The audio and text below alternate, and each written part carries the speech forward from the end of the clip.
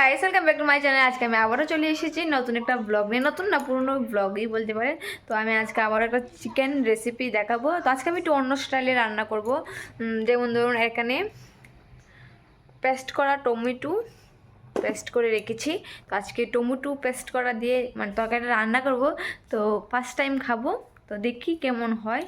তো দেখবো কেমন লাগে, যদি ভালো লাগে অন্য একদিন ট্রাই করবো আবারও। আর এদিকে আমার বড়মশাই বসে আছে, ওনার হাতে চোট পেয়েছে, দেখুন।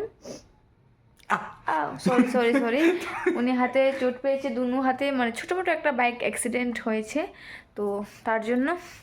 তো কাল বাদে পরশু দিন হচ্ছে সরস্বতী পুজো। এ দেখুন, দেখতে পাচ্ছেন আমি প্লাগ করে চলে এসেছি।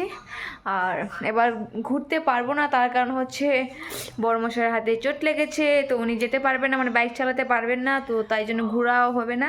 তো আমাদের বাড়ির পাশে ছোট্ট মোটো একটা পূজা হবে, তো এখানে এবার আনন্দ করব যতটুকু পারি, কারণ এবার ঘোরাটা হচ্ছে না।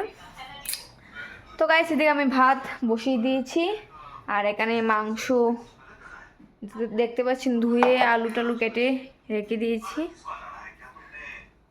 তো এখন মাংস রান্না করব। তো আমি এই ব্লগটা এখানে শেষ করছি, পরের ব্লগে অবশ্যই দেখা হবে। তো আপাতত এতটুকু, বাই বাই।